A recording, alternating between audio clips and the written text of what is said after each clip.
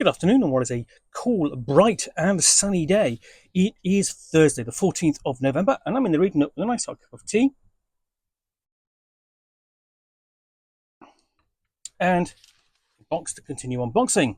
And what I've got here is one of the sort of like big releases for 2024, along with the earlier book, of course, the Player's Handbook. This is the Dungeon Master's Guide for Dungeons and Dragons, 5th edition, or point 5, if you will, edition 5.5, or Dungeons and Dragons 2024. As this is the special edition, really nice cover. Let's have a look inside.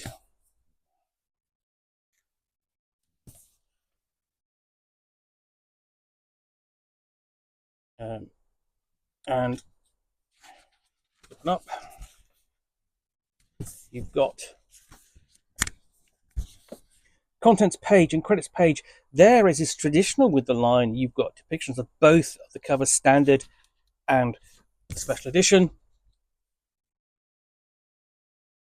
And then we're into the basics of the game. What does the Dungeon Master do? But actually accompanied by a really nice illustration. You just wish that your game library was like that, because that would be utterly amazing. The basics. What does a DM do? What does the Dungeon Master do? Dungeon Master tips. And also, what's new in the 2024 version? So I think that's a really great start. What does the Dungeon Master do? Here's what's different if you've got a previous edition. Things like sound advice, tracking sheets, encounter building assistance, ready-made elements, expanded and revised magical items, and so on. So, discussion of what you're going to need to play, how to prepare a session, and how to run a session. You've got an example of play. It's a little bit short for my tastes, but it gives you an idea. And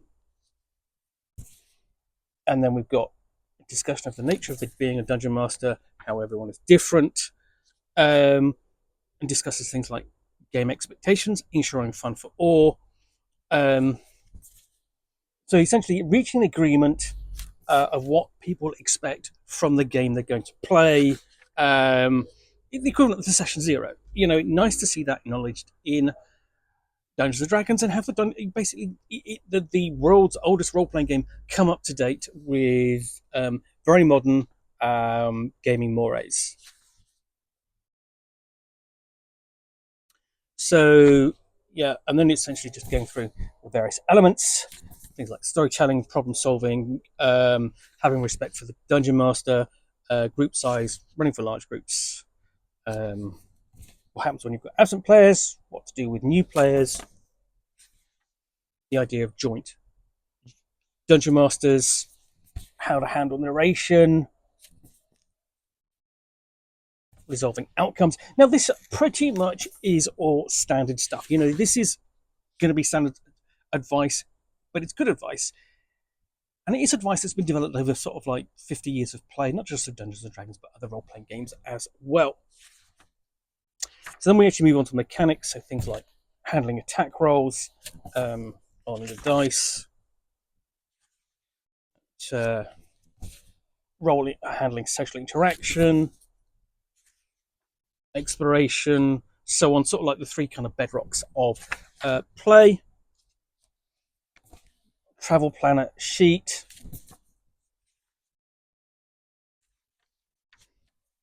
how to handle weather. And this will all be different depending upon which setting you choose to run your game in. How to run combat, including the use of miniatures, how to narrate combat, and then also a guide there to awarding heroic inspiration, and then handling chases. Really nice piece of artwork there, sort of like people running at pell mell down a cobbled street. You've got complication tables there for different types of chases, whether that's urban, wilderness, so on. And then in terms of character design, creating a background, how to create characters and creatures.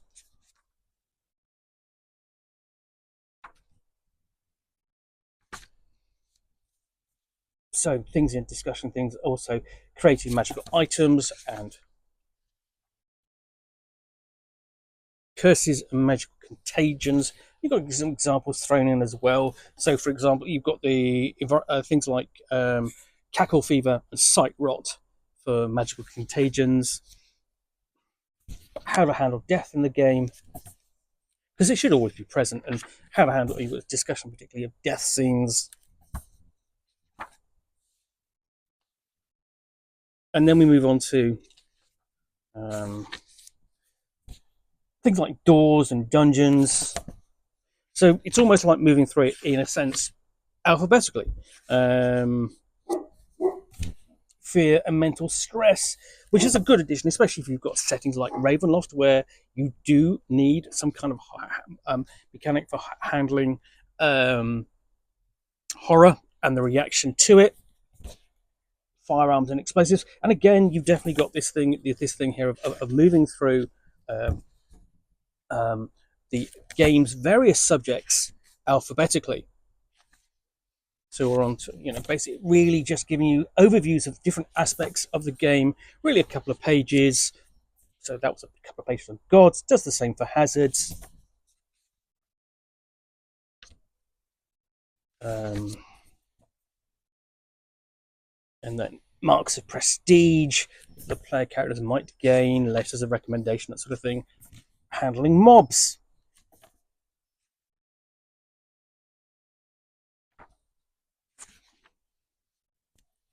And non-player characters. Tables there for essentially common names, that sort of thing. NPC tracking sheet.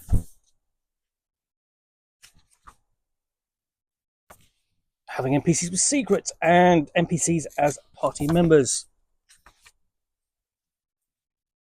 No, but we go on to poison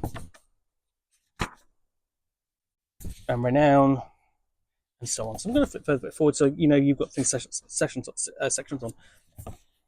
settlements with a settlement tracker sheet, tables for creating your settlements, siege equipment,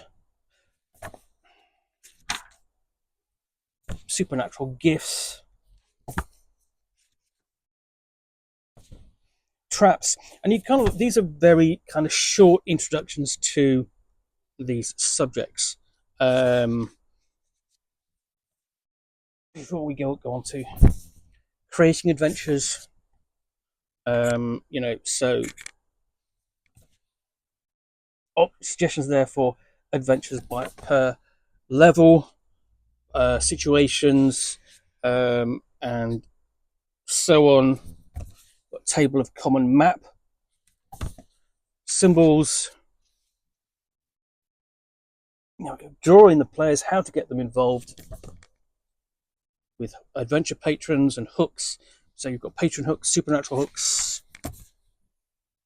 and again, these are all optional. These are all examples which the Dungeon Master can use, adapt, be inspired by. And then we're on to planning encounters.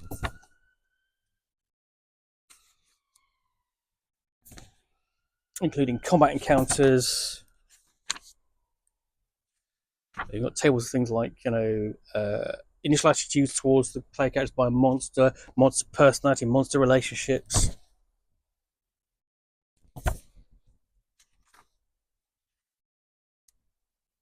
And then how to bring the adventure or the encounter to an end.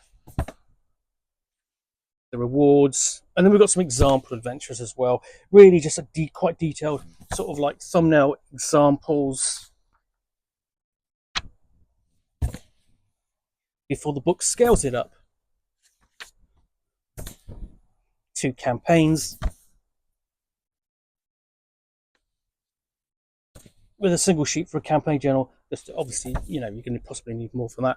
But you discuss this here things like the premise for your campaign, character tracker for the dungeon master, and sheets for things like campaign conflicts, and also sort of discussion of genre here. So flavors of fantasy here. So these include heroic fantasy, and swords and sorcery. Just giving a quick descriptions of what they might be in the epic fantasy, mythic fantasy, supernatural fantasy, intrigue, mystery, swashbuckling, war, and then how to mix those up with crossing the streams. Talks about campaign setting in terms of either using one that's already available, or adapting it, or creating your own. And then once you've got everything set up, begin with the session 0 with your players and their characters. So, and then you go back to the adventure section to plan your adventures. And then perhaps the most radical of steps with this edition, which in some ways I do think is designed to appeal to a certain audience, certainly an older audience for Dungeons and Dragons, is that the example setting they have, including the Dungeon Master Guide, essentially it's the first setting to be presented in the Dungeon Master Guide as a playable setting, is Greyhawk. And that's Igor Gygax's own personal campaign setting from back in the 70s, the world of Greyhawk. So we've got a discussion of the important names, Greyhawk's premise, conflicts, involvement of the chromatic dragons, so this will be for some players, certainly players who have only played 5th edition, even likely have only played anything from sort of like 3rd onwards, will be the first introduction to Greyhawk, because for essentially the past 25 years or so, for basically the half of Dungeons and Dragons life, Forgotten Realms has been the default setting for Dungeons and Dragons, and there are reasons for that, and mostly they are primarily, how can I put it, political within the history of Dungeons and Dragons. But you have a good introduction to Greyhawk here, and certainly probably more accessible than anything that's been presented for a couple of decades. So here we've got a map of the city of Greyhawk and its environment. So this is really a map done in the same style as Wizards of the Coast does for all of its maps. So certainly for all those maps of the Forgotten Realms, Greyhawk is getting the same treatment, and it's I do like the maps very much. And then we have the classic map of Greyhawk. It goes all the way back to the World of Greyhawk supplement, that great poster map.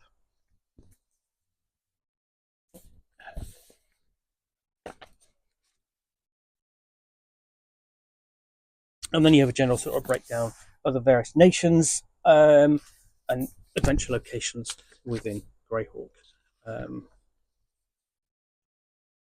So, you basically description, key of various locations,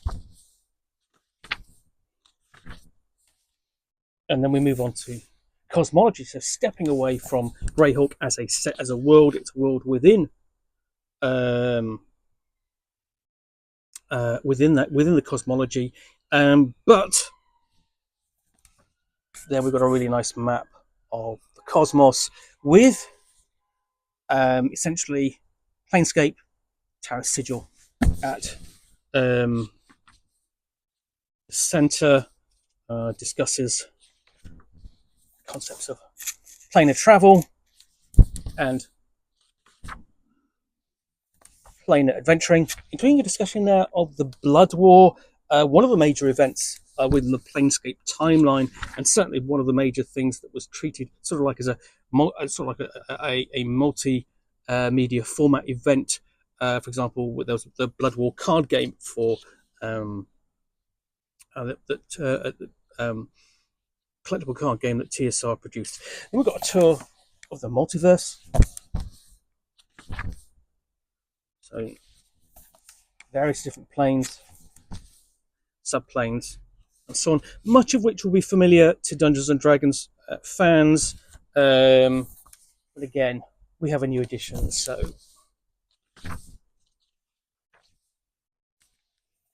locations such as the Feywild, Hades, and of course Hell and its 9 layers.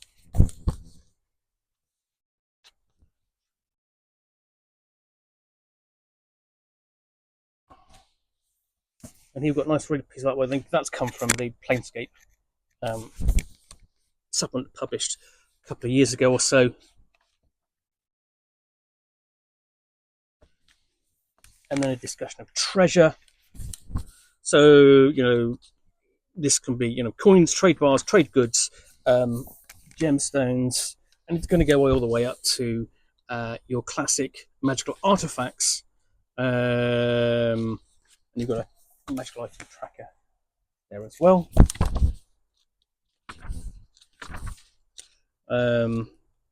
And even a table for creating them. So up to things like, bag of holding, a deck of many things, that kind of thing.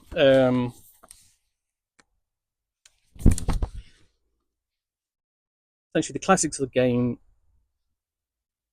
all nicely illustrated.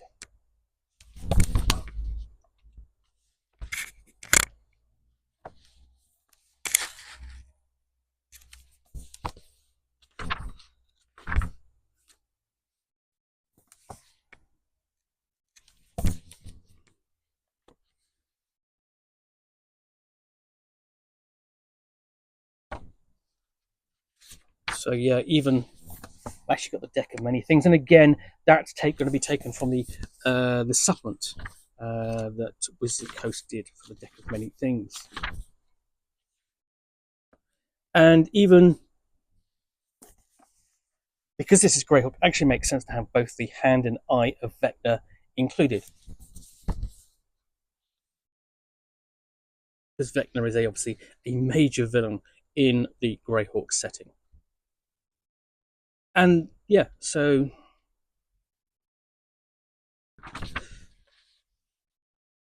got quite a large treasure section here.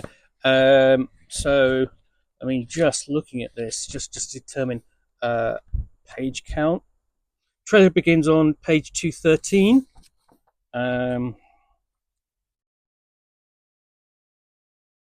And let's run it down. Okay. So, and then ends on 331. So if you have a look, that section is just devoted to treasure. So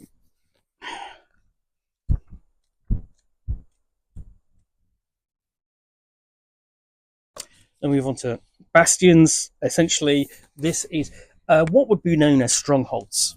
Really, it's a base of operations, a home for your player characters, and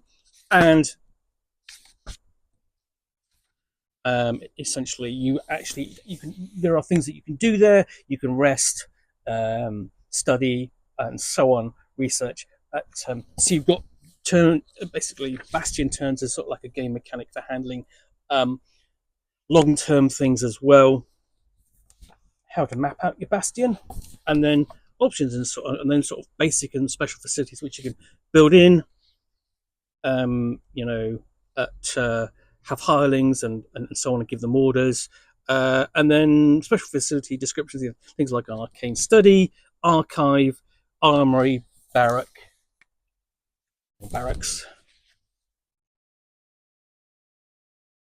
gardens, meditation chambers, menageries, observatories, um, and they can all be built and constructed. This is, and that's, if you get up to the point where you have so much money that, yeah, you are going to be wanting to build a bastion, to stamp your mark on the setting of your campaign world. You can have bastion events as well, so random events which can add to your story and the campaign, as well as your adventuring. And then we have Lore Glossary. This is Appendix X, sort of like some of the major villains and heroes of the Dungeons and Dragons in general. So yes, this does include things like Asarak, Baldur's Gate, Baba Yaga, Company of Seven, Big B, Castle Ravenloft. It is there. They are mentioned.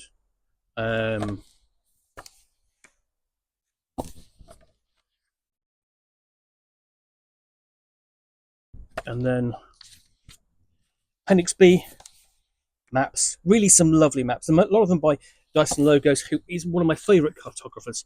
And these are really lovely. They kind of remind me at the end of the Warhammer Fantasy Roleplay first edition book. We had all the maps of the buildings and so on, which looked really great. Gave you a real feel for the setting. And you've just got maps in here which, the Dungeon Master can take and add to her world.